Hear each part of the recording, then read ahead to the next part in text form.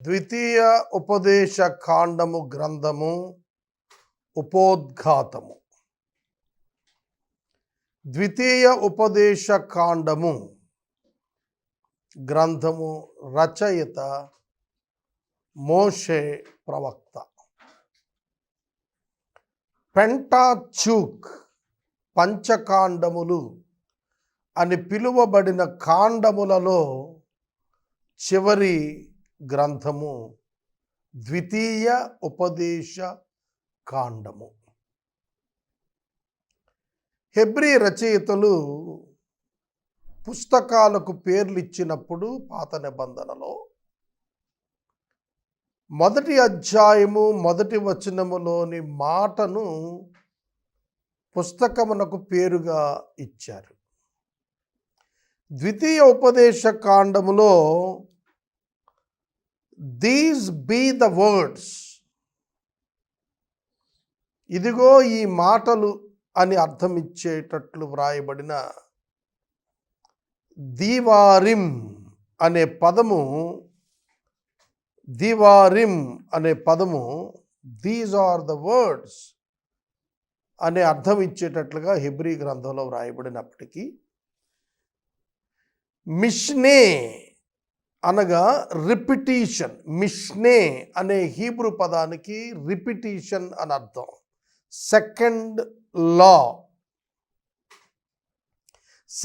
లా అంటే రెండో ధర్మశాస్త్రం కాదు, second time repeated. It is repeated again to the second generation. కాబట్టి మిష్నే అనే పేరు వచ్చింది. తర్వాత గ్రీకు భాషలో డియోటార్నమస్ అని పిలిచారు. అందుకే ఆంగ్లంలో కూడా దాన్ని డియోటార్నమీ అని అన్నారు. తెలుగులో చక్కటి పేరు ద్వితీయ ఉపదేశ కాండము. అంటే మోషే రెండో మారు దేవుని యొక్క ధర్మశాస్త్రాన్ని తిరిగి ప్రకటించాడన్నమాట. ఇది మనకు అర్థమవుతోంది. నిర్గమకాండము మోషే మొదట రాశాడు, ఆ తరువాత ఆదికాండం రాశాడు, తదుపరి లేవి సంఖ్యాకాండాలు రాశాడు, చివరగా ద్వితీయోపదేశ కాండం రాశాడు. ద్వితీయ ఉపదేశ కాండము అరణ్యములో జన్మించినటువంటి ఇజ్రాయేలు జనాంగము రెండవ పర్యాయము దేవుని ఆజ్ఞ చొప్పున మోషే లెక్కించినటువంటి జనాంగమునకు, యవన జనాంగమునకు ఈ యొక్క పుస్తకాన్ని వ్రాశాడు. యోర్దాను తూర్పు భాగాన ఉన్నటువంటి మోయాబు మైదానాలలో అరాబా అనేటువంటి స్థలంలో ఈ యొక్క గ్రంథాన్ని మోషే రచింపచేశాడు. కొందరు అంటారు ఒక్క దినంలోనే ఈ గ్రంథాన్ని చెప్పటం వ్రాయటం ముగించాడని, అదే రోజున మోషే ప్రభు సన్నిధికి వెళ్ళిపోయాడని చెబుతారు. మోషే భక్తుడు ఇశ్రాయేలు జనాంగాన్ని ఐగుప్తు దేశము నుండి విమోచించి తీసుకొని వచ్చాడు. ఏ హోరేబు పర్వతం దగ్గర అయితే దేవుడు అతనికి ప్రత్యక్షం అయ్యారో అదే ఆ హోరేబు పర్వత శ్రేణి సీనాయి అని పిలిచారు. అదే సీనాయి పర్వతం మీద ఇజ్రాయేలీయులు ఐగుప్తు నుంచి విమోచించబడి ఎర్ర సముద్రం దాటి సీనాయి పర్వతం దగ్గరకు వచ్చినప్పుడు దేవుడైన యెహోవా వారితో అక్కడ మాట్లాడాడు. అక్కడ వారు 1 సంవత్సరం పాటు ఉండిపోయారు. అక్కడ మోషే భక్తుడు వారికి ధర్మశాస్త్రాన్ని తీసుకొచ్చాడు. ప్రత్యక్ష గుడారం యొక్క నమూనా పొంది 40 దినాల మొదటి ఉపవాసంలో రాతి పలకలు తెచ్చాడు. అవి పగలగొట్టినప్పుడు దేవుడు అతనిని మరల రాతి పలకలు చెక్కుకొని తీసుకురమ్మన్నాడు. ఆ సందర్భంగా మోషే మరలా మరొక 40 దినాలు ఉన్నాడు. ఆ తరువాత మోషే ప్రత్యక్ష గుడారము నిర్మాణం కంప్లీట్ చేయించాడు. అది పైకి లేవనెత్తాడు. అప్పుడు వాళ్ళ యొక్క ప్రయాణాలు ప్రారంభమయ్యాయి. హోరేబు నుండి కాదేషు బర్నేయకు 11 దినాల ప్రయాణం. మోషే వారిని నడిపించిన విధానం కనబడుతుంది. కాదేషు బర్నేయకు వచ్చిన తరువాత యెరికోను వేగు చూచి రమ్మని, యోర్దాను దాటి వెళ్ళమని 12 గోత్రాల పెద్దలను పంపగా 10 మంది నెగిటివ్ రిపోర్ట్ తెచ్చారు. కాలేబు యెహోషువాలు మాత్రమే పాజిటివ్ రిపోర్ట్ తెచ్చారు. 10 మంది యొక్క రిపోర్ట్ ఏమిటంటే, అక్కడ ప్రజలు చాలా బలాఢ్యులు, ఉన్నత దేహులు, మనం వారిని జయించలేము కాబట్టి మనం తప్పక ఓడిపోతాం, చనిపోతామని భయపెట్టారు. దేవుని యందు విశ్వాసం ఉంచండి, దేవుడు మనకు ఆ దేశాన్ని ఇస్తాడు, అది పాలు తేనెలు ప్రవహించు దేశం అని యెహోషువ కాలేబులు చెప్పినా వినలేదు. ఆ కారణం చేత వారు వెనుకకు తిరిగి వెళ్ళిపోవాలని అనుకున్నారు. అప్పుడు దేవుడు వారిపై కోప్పడి, మీరు వెనక్కి తిరిగి వెళ్ళండి, మిమ్మల్ని నేను తృణీకరిస్తున్నానని వారిని వెనక్కి త్రిప్పాడు. 38 సంవత్సరాలు వారు అరణ్యంలో తిరుగులాడుతూ చనిపోయారు. యెహోషువ కాలేబు మినహా పాత తరం వారెవరూ కూడాను కనానులో అడుగుపెట్టే అవకాశం లేకుండా దేవుడు వారిని తృణీకరించాడు. కనుక ఇక మోషే చనిపోతాడనగా క్రొత్త తరం వారికి, అనగా అరణ్యములో జన్మించిన 20 సంవత్సరాలు పైబడినటువంటి వారికి, యువకులకు ఈ ద్వితీయ ఉపదేశ కాండాన్ని వ్రాయటం ప్రారంభించాడు. చాలా ప్రాముఖ్యమైనది ఇది. ఎంత ప్రాముఖ్యమైందంటే 38 సంవత్సరాలు అరణ్యంలో వాడు తిరుగాడుతూ ఆహారాన్ని గూర్చి, దేవునిపై ఉంచవలసిన విశ్వాసాన్ని గూర్చి, దేవునికి చెందాల్సిన ఆరాధనను గూర్చి వారు పరీక్షింపబడినప్పుడు వైఫల్యం చెందారు. లూకాసు సువార్త 4వ అధ్యాయంలో యేసుక్రీస్తు ప్రభు అరణ్యములోనికి పరిశుద్ధాత్మ చేత కొనిపోబడి సాతానుని చేత శోధించబడినప్పుడు ఇవే అంశాల మీద యేసు కూడాను శోధించబడి ద్వితీయ ఉపదేశ కాండములోనే ఆహారమును గుర్చి, ఆరాధన అంటే నమస్కరించుటను గుర్చి, దేవుని శోధించుట అనే అంశాన్ని సాతాను లేవనెత్తినప్పుడు దేవుని శోధించను అని 3 విజయాలు ఆయన నమోదు చేశాడు. ఏదైతే ఇశ్రాయేలు విల్డర్నెస్లో అరణ్యంలో ఓడిపోయారో సాతాను చేతిలో, శోధన చేతిలో, అదే అరణ్యంలో ఆకలిగొన్న ప్రభు వాటిని నెరవేర్చి చూయించాడు. కాబట్టి ద్వితీయ ఉపదేశకాండం చాలా చాలా చాలా ప్రాముఖ్యమైంది. ద్వితీయ ఉపదేశ కాండము ఎంత గొప్ప గ్రంథం అంటే, దేవునికి తన ప్రజలకు ఉన్నటువంటి సంబంధాన్ని గురించి తెలియచేసేటువంటి ప్రధాన గ్రంథం ఇది. అందుకనే మోషే భక్తుడు 1406 BCలో దీనిని వ్రాశాడు. 1445లో 10 ఆజ్ఞలు ఇవ్వబడ్డాయి. 1446లో BCలో వాళ్ళు ఐగుప్తు నుంచి వెలుపట్టుకొచ్చారు. మోషే 1406లోనే చనిపోయాడు. ఆ సంవత్సరంలోనే అతను చనిపోయే ముందు ఈ గ్రంథాన్ని రాశాడు. ఇది మనకు కనబడుతోంది.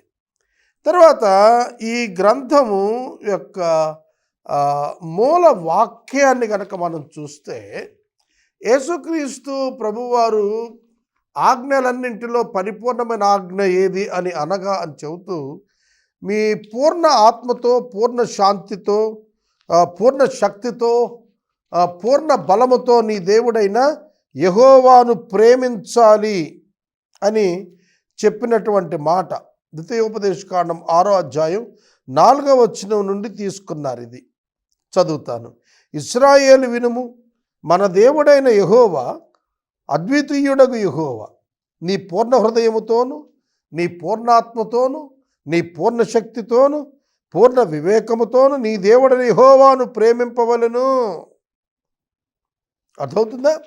అలాగే 7వ అధ్యాయము 9వ వచనము చదువుతాను. ఇక్కడ దేవుడు తన ప్రజలతో నిబంధన విషయంలో తాను ఎట్లా నమ్మకంగా ఉంటాడో కండిషన్ అండ్ అన్కండిషన్స్ గురించి చెప్పాడు. చదువుతాను. ఇది చాలా ప్రాముఖ్యమైనటువంటి వచనం. మీరు సర్వజనముల కంటే విస్తార జనమును యెహోవా మిమ్మును ప్రేమించి ఏర్పరచుకోలేదు. సమస్త జనముల కంటే మీరు తక్కువ మందే కదా లెక్కకు.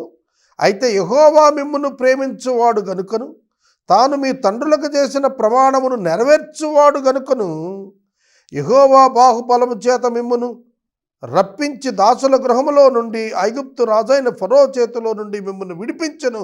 కాబట్టి very important, what is the reason? God has delivered you so that నీ దేవుడని యెహోవా తానే దేవుడని, తన్ను ప్రేమించి తన ఆజ్ఞలను అనుసరించి నడుచుకుని వారికి తన నిబంధనను స్థిరపరచువాడు. Who obeys the Lord will be stabilised. ఎవరైతే దేవుని చట్టాన్ని గౌరవించి ప్రేమించి ఆచరించి జీవిస్తారో వారు స్థిరపడతారని, అట్లాంటి వారికి 1000 తరాలు కృప చూపే దేవుడని, నమ్మదగిన వాడని, ఆయనను ద్వేషించిన వారిని ప్రతివానిని బహిరంగంగా నశింపజేయుటకు దండన విధించువాడని నువ్వు తెలుసుకోవాలి. ఇక్కడ ఒక ప్రాముఖ్య విషయం ఉంది. అదేమిటంటే entrance in to the promised land is unconditional and free. వాగ్దాన దేశములోనికి ప్రవేశించుట ఉచితమే, కానీ వాగ్దాన దేశములో నివసించుట అన్కండిషనల్ కాదు, కండిషనల్. అంటే నువ్వు ఎట్లా పడితే అట్లా జీవించకూడదు. అక్కడ ఒక చట్టం ఉంది, ఆ చట్టము ప్రకారము జీవించాలి.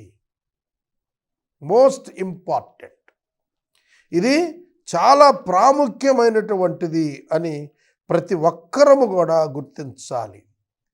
ఈ యొక్క గ్రంథములో ceremonial laws and civil laws and warnings, blessings అన్నీ కూడా రాశాడు ఇందులో. తర్వాత ఇక్కడ నేను కొన్ని స్టాటిస్టిక్స్ చెబుతాను, గుర్తుపెట్టుకోండి. మోషే భక్తుడు వ్రాసిన ద్వితీయ ఉపదేశ కాండము గ్రంథము పరిశుద్ధ బైబిల్ గ్రంథపు వరుసలో 5వ పుస్తకము.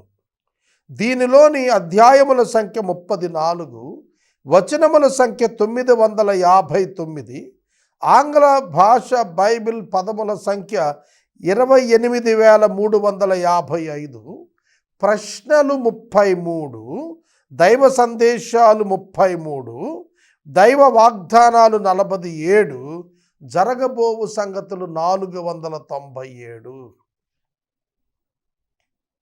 ఇది నేను మరొకసారి రిపీట్ చేస్తాను మీ మనస్సుల్లో నిలిచుండటానికి. బైబిల్ గ్రంథంలో ఇది 5వ పుస్తకము, 34 అధ్యాయములు, 959 వచనములు, 28,355 పదములు, 35 ప్రశ్నలు, 33 దైవ సందేశాలు, 47 వాగ్దానాలు, 497 జరగబోయే సంగతులు. ఇవి మనకు స్టాటిస్టిక్స్గా కనపడతాయి. పాలస్తీనా కోవెనెంట్గా చెప్పబడినటువంటి నిబంధన దేవుడు ఇక్కడ ఇచ్చాడు. మీకు ఒక పర్యాయం ఈ గ్రంథాన్ని నేను వివరిస్తాను. ఇందులో ప్రధానంగా మనకు మోషే భక్తుని యొక్క ప్రధానమైన ప్రసంగాలు ఇందులో మనకు కనిపిస్తాయి. మోషే యొక్క టీచింగ్స్ ఇవి. ఈ యొక్క గ్రంథం నేను మీ గమనార్హము కొంచెం వివరంగా చెప్పటానికి డివిజన్ 2-3 టైమ్స్గా నేను చెబుతాను. జాగ్రత్తగా మీరు వినాలని ప్రభు పేట నేను మనవి చేస్తున్నాను. ఈ గ్రంథంలో మోషే భక్తుడు ఆయన ఇచ్చినటువంటి ప్రత్యేకమైనటువంటి బ్లూ ప్రింట్ మనం గమనించినట్లయితే, దేవుడు వారి కొరకు ఏమి చేశాడు అనేది మొదటి అధ్యాయము మొదటి వచనం నుండి 4వ అధ్యాయం 43 వచనాల వరకు మోషే వారికి వివరించాడు. What God has done to them. ఆ తర్వాత 2వ ప్రసంగంలో 4వ అధ్యాయం 44వ వచనం నుండి 28వ అధ్యాయం 68వ వచనము వరకు సెకండ్ అడ్రస్. అందులో ఆయన అనేకమైనటువంటి చట్టాలను గురించి, దేవుని యొక్క విశేషమైనటువంటి విషయాలను గురించి చెప్పాడు. తర్వాత 3వ ప్రసంగంలో 29వ అధ్యాయం మొదటి నుంచి 30వ అధ్యాయం చివరి వరకు దేవునికి లోబడి ఉండుటకైనా కావలసిన కమిట్మెంట్ గురించి చెప్పాడు. 31 నుంచి 34 వరకు నాయకత్వపు మార్పును గురించి, మోషే యొక్క చివరి దినాలను గురించి చెప్పాడు. ఇదే దాన్ని ఇంకొక విధానంలో కూడా మనం చూద్దాం. మొదటి 3 అధ్యాయాలు వారు వచ్చిన ప్రయాణాలు, జరిగిపోయిన ప్రయాణాలు గురించి, ఐగుప్తు నుండి మిద్యాను అరణ్యం వరకు ఎట్లా వచ్చారో అన్నీ చెప్పాడు.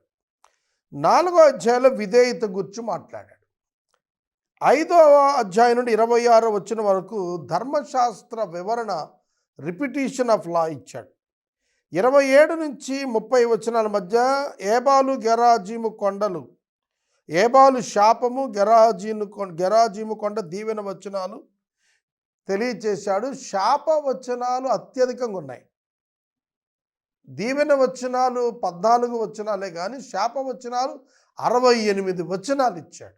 దానికి కారణం ఏంటంటే రిలేషన్షిప్ విత్ గాడ్ ఇంపార్టెన్స్ తెలియటానికి. దేవునితో సంబంధము కలిగిన వారు ఎటువంటి దీవెన పొందుతారంటే, వాగ్దాన భూమిలో వాళ్ళు ప్రవేశించిన తర్వాత దేవుని దీవెన పొందటానికి వారు చేయాల్సిన పనులు, వారు ఏం చేస్తే దేవుని శాపానికి గురవుతారనేది అత్యధికంగా ఇచ్చాడు. ఎందుకంటే వారు జాగ్రత్త కలిగి బహుమెళుకువగా ఉండి దేవునితో సంబంధాన్ని జాగ్రత్తగా కొనసాగిస్తారని. అది ప్రధానం.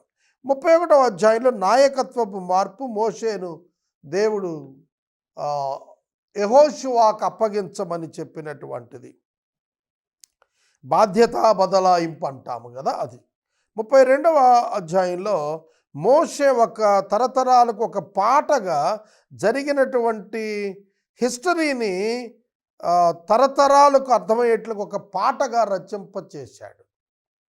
తర్వాత చివరి మాటలో 33వ అధ్యాయంలో చాలా ప్రవచనాలు చెప్పాడు. 12 గోత్రాలకు అంత్యకాలంలో ఏం జరుగుతుందో. ఇక 34వ అధ్యాయంలో తన 120వ ఏట సంపూర్ణ ఆరోగ్యంతో అతడు ఉన్నప్పుడు నెబో పర్వతం శిఖరం మీద అతడు మరణించిన విధానం చెప్పాడు. ఇలా మరొక కోణంలో ఈ 34 అధ్యాయాలు చూడవచ్చు. ఇంకొక కోణం, 3 భాగాలుగా మనం ఈ యొక్క గ్రంథాన్ని చూడవచ్చు. 1 నుండి 11 వచనాల మధ్య Shama, listen and obey. Shama, the God is the only one so that you can obey him and worship him అనే అర్థం వచ్చేటట్లుగా ఆయన యొక్క ప్రధానమైనటువంటి వర్తమానం కొనసాగించాడు. 12 నుండి 26 అధ్యాయాల మధ్య ఒకే దేవుడు, ఒకే దేవాలయము, ఒకే ఆరాధన మరియు పేదలను పట్ల శ్రద్ధ కలిగి ఉండుట. ఒక మాటలో చెప్పాలంటే, నిన్ను వలె నీ పొరుగువాన్ని ప్రేమించుము, నీ దేవుడైన యెహోవాను ప్రేమించి ఆయన సేవించుము అన్న ధర్మశాస్త్ర పరిపూర్ణతను ఈ 12 నుంచి 26 మధ్య వర్ణించాడు. ఇందులో ప్రాముఖ్యంగా 12వ అధ్యాయం నుండి 16వ అధ్యాయం వరకు ఇశ్రాయేలు నాయకులను గూర్చి, ఇశ్రాయేలీయులలో పెద్దలు, యాజకులు, రాజులను గూర్చి చెప్పాడు. 19వ అధ్యాయం నుండి 26వ అధ్యాయం మధ్య civil laws and social justice, వాళ్ళు ఏ విధమైనటువంటి చట్టాన్ని పాటించాలి, ప్రజల మధ్య మరియు న్యాయాన్ని పాటించాలి అనేది అందులో చెప్పబడింది. తర్వాత ప్రాముఖ్యంగా అసలు ఈ ద్వితీయ ఉపదేశం ఎందుకు చేయాల్సి వచ్చింది? ద్వితీయ ఉపదేశం ఎందుకు చేయాల్సి వచ్చిందంటే, ఐగుప్తు నుంచి వచ్చినటువంటి ప్రజలు దేవుని తృణీకరించిన కారణం చేత దేవుడు వారిని అరణ్యములోనే సంహరించాడు. 40 సంవత్సరాలు వారు అక్కడే తిరుగులాడి చచ్చిపోయారు. ఈ మొట్టమొదట ఐగుప్తు నుంచి విమోచించబడిన ప్రజలు మొదటి జనసంఖ్యగా రాయబడ్డారు సంఖ్యాకాండంలో. ఆ మొదటి జనసంఖ్యలో వ్రాయబడినటువంటి 6,05,000 పైగా చిల్లర ప్రజలు వాళ్ళు అరణ్యంలో రాలిపోయారు.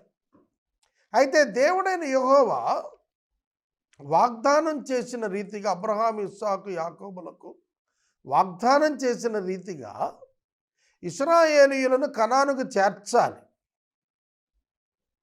కాబట్టి దేవుడు అరణ్యములో వారికి పుట్టినటువంటి వారిలో 20 సంవత్సరాలు పైబడినటువంటి వారిని మరలా లెక్కింపజేశాడు. మోషే 2వ జనసంఖ్య రాసినప్పుడు ఈ యవ్వన బిడ్డలైనటువంటి వారు ఐగుప్తు దేశాన్ని చూడని వారు, ఐగుప్తులో శ్రమలను అనుభవించిన వారు, ఐగుప్తులో దేవుని యొక్క అద్భుత కార్యాలు మోషే చేస్తుండగా చూడని వారు, ఎర్ర సముద్రం చేరటం చూడనటువంటి వారు, సీనాయి పర్వతం దగ్గర 10 ఆజ్ఞలు ఇవ్వటం చూడనటువంటి వారు. ఈ జనాంగానికి దేవుడు క్రొత్త, దేవునితో నడక క్రొత్త కనుక నూతన దేశ ఆవిర్భావము కొరకు వెళుతున్నటువంటి వీరికి మొట్టమొదట మోషే ప్రకటించిన లా తెలియదు. నిర్గమకాండములో 19వ అధ్యాయంలో చెప్పిన ధర్మశాస్త్ర వివరాలు తెలియదు. కాబట్టి వాళ్ళకు మరలా బోధించాడు, వారికి మరలా బోధించాడు. కొన్ని అయితే మరి కొంచెం ఎక్కువగానే బోధించాడు. వాటిల్లో ఉన్న ప్రధానమైనటువంటి ఉద్దేశం ఏమిటంటే, కనాను దేశములో అప్పటి వరకు ఉన్నటువంటి అనేక అన్యజాతుల వారిని ఈ 2వ తరపు వారు యెహోషువ నాయకత్వం క్రింద కనాను దేశ ప్రవేశం చేసి వాళ్ళను వెళ్ళగొట్టి అక్కడ ఉన్నటువంటి ప్రజలందరినీ దూరపరిచి ఆ స్థలాన్ని ఆక్యుపై చేసుకొని అక్కడ నివసించాలి, ఒక దేశంగా ఏర్పడి నివసించాలి. కాబట్టి అక్కడ ఉన్నటువంటి ప్రజలను వెళ్ళగొట్టేయమన్నాడు. ఎందుకంటే వారు అన్య సాంప్రదాయాలను నేర్పించి దేవునికి వారికి మధ్యన విగ్రహారాధన తీసుకొచ్చే ప్రమాదం ఉందని చెప్పి దేవుడు ఆ ప్రజలను వెళ్ళగొట్టమని చెప్పి మోషే ద్వారా ఖండితంగా ఈ 2వ జనరేషన్కి ఆజ్ఞ ఇచ్చాడు. కాబట్టి ఈ 2వ తరము వారికి దేవుడు తనను గూర్చిన విషయాలన్నీ కూడా నేర్పించాడు. తర్వాత మనకు ద్వితీయోపదేశకాండం 4:2లో ఒక్క వాక్యం కూడా ఈ ధర్మశాస్త్ర వచనాల్లో నుంచి తొలగించకూడదని, చేర్చకూడదని చెప్పింది. ప్రకటన గ్రంథం 22:18-19లో సంఘానికి ఇచ్చాడు. అలాగే రహస్యాలు దేవునికి చెందుతాయని ద్వితీయోపదేశకాండం 29:29లో వారికి చెప్పి, బయలుపరచబడినవి మీకు మీ సంతతికి చెందుతాయి తప్ప రహస్యాలు మాత్రం దేవునికే చెందుతాయి. దేవుని వాక్యాన్ని విని మీరు నేర్చుకోండి. ఉదాహరణకి ప్రభువు రాకడ రహస్యం కదా.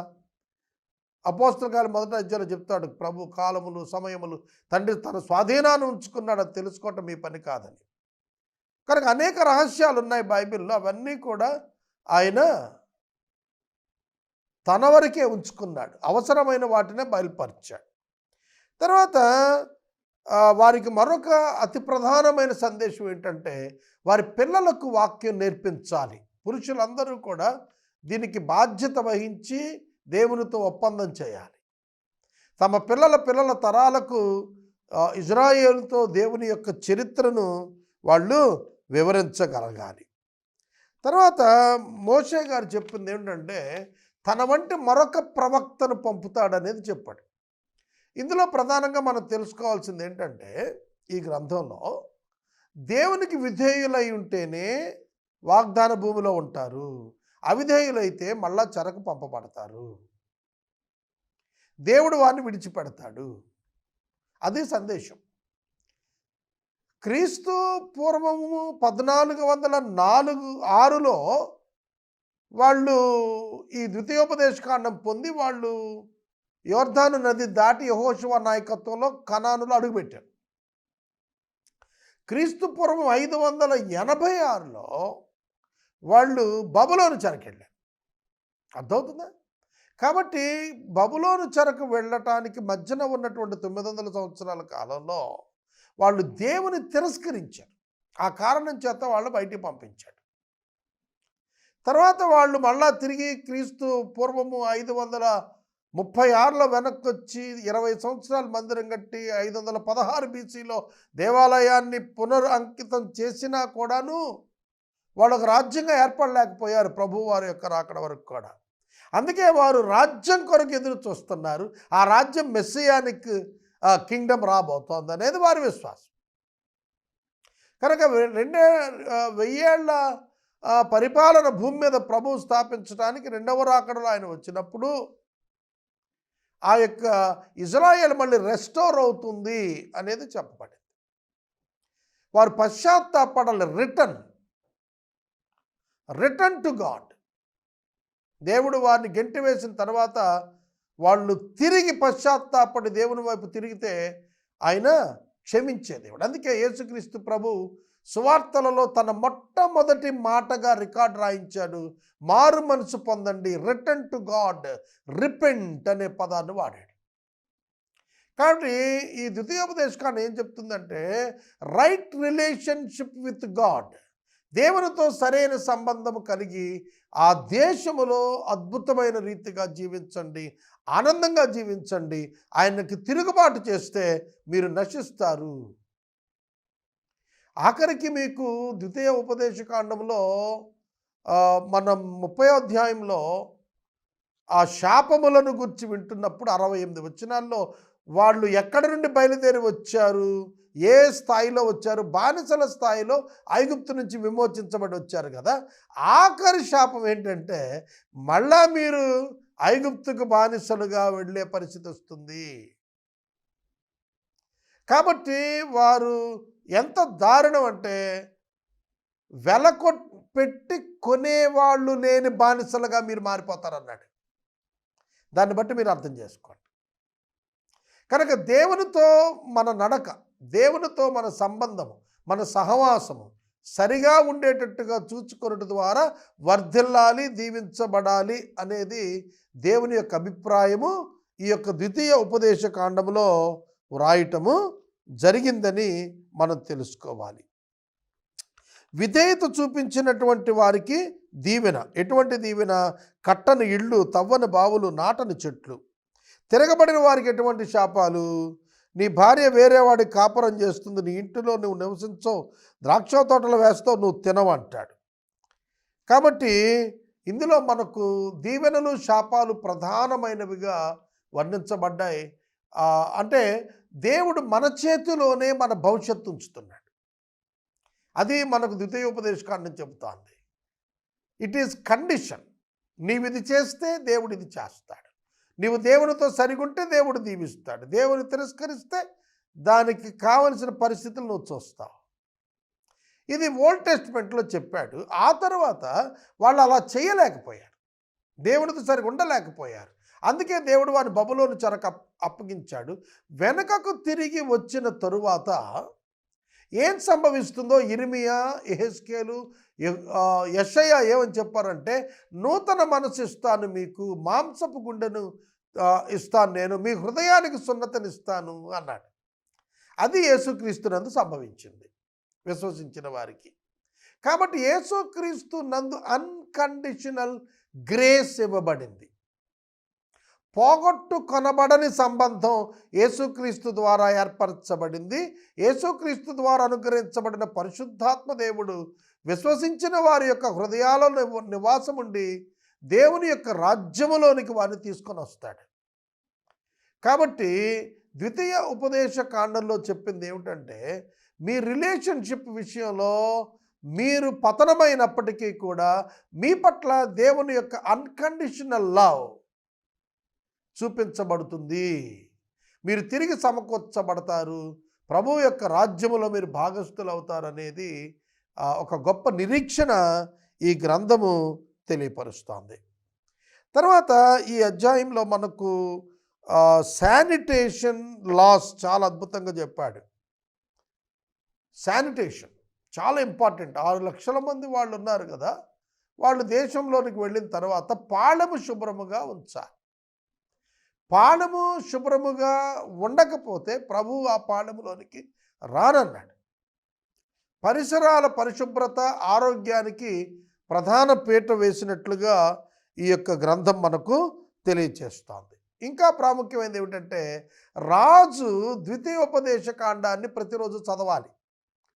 ఇజ్రాయేలీయులకు రాజుగా వచ్చేటువంటి వాడు ఖచ్చితంగా ద్వితీయోపదేశ కాండాన్ని చదవాలి. ఎందుకంటే అతడు సత్పరిపాలన చేయటానికి గాను ద్వితీయోపదేశ కాండాన్ని చదవాలి.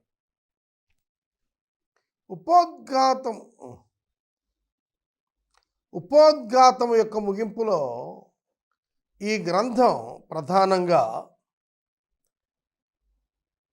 ఇశ్రాయేలీయులు కనాను దేశం ప్రవేశించిన తర్వాత జీవించవలసిన జీవిత విధానంతో పాటుగా దశాజ్ఞలు, దేవుని ప్రేమించుట, దేవుని ఆరాధించుట, అలాగే దేశాన్ని పరిపాలించవలసినటువంటి ఆధ్యాత్మిక కట్టడలు, అటువలనే మనుషుల మధ్య సంబంధాలు ఎలా ఉండాలి, విధేయత అవిధేయతలకు కలిగేటువంటి పర్యావసానాలు, ఇవన్నీ కూడా ఎక్స్ప్లెయిన్ చేస్తూ వచ్చాడు. అంతేకాకుండా మనుషుల మధ్య సంబంధాల విషయంలో, రాజుల పరిపాలన విషయంలో ఒక ప్రధాన అంశాన్ని చెప్పాడు. రాజు దేనిపై ఆధారపడకూడదు? గుర్రాలపై కానీ, సైన్యం యొక్క సంఖ్యపై కానీ ఆధారపడకూడదు. తర్వాత రాజు ధనముపై ఆధారపడకూడదు. సైన్యముపై కానీ, గుర్రాలపై కానీ, ధనంపై కానీ రాజు ఆధారపడి పరిపాలించకూడదు. దేవునిపై ఆధారపడి పరిపాలించాలి. దేవునిపై విశ్వాసం ఉంచి పరిపాలించాలి. దేవునితో సత్సంబంధం కలిగి పరిపాలించాలి. ఇది ప్రధానమైన అంశం. ఇందులో మనం గుర్తించాల్సింది. ఇందులో గాస్పుల్ ఉంది, సువార్త ఉన్నది. క్రీస్తుతో సంబంధం కలిగిన వారు విశ్వాసం ద్వారా వారి జీవితాల్లో వారి లైఫ్ అంతా కూడా టేక్ ఓవర్ చేయబడుతుంది గాడ్స్ గ్రేస్ ద్వారా. కనుక వారి ఉద్యోగాన్ని బట్టి, వారి యొక్క బలగాన్ని బట్టి, వారి ఆస్తిని బట్టి కాదు, వారు కలిగిన దేవుని బట్టి వారు జీవిస్తారు. వారి ఆశీర్వాదం దేవుని చేతిలో ఉంటుంది. వారి సమస్యల పరిష్కారం దేవుని చేతిలో ఉంటుంది. వారి అభివృద్ధి దేవుని చేతిలో ఉంటుంది. కాబట్టి ఒక గొప్ప సందేశం ద్వితీయోపదేశ కాండంలో మోషే భక్తుడు వారికి తెలియచేశాడు. చివరి అధ్యాయం యెహోషువ కానీ సమూయేలు కానీ రాసి ఉండొచ్చు అని. ఎందుకంటే ఆ అధ్యాయంలో మోషే మరణించాడు కదా, తన మరణం గురించి తను ఎలా రాసుకుంటాడు? చనిపోయినది తరువాత విషయం ఎలా చెప్పగలడు? కాబట్టి 34వ అధ్యాయం యెహోషువ కానీ సమూయేలు కానీ రాశాడని చెబుతారు. ఇది ఈ విధంగా క్లుప్తంగా ద్వితీయోపదేశ కాండం పైన వివరణ మీకు తెలియచేస్తున్నాను.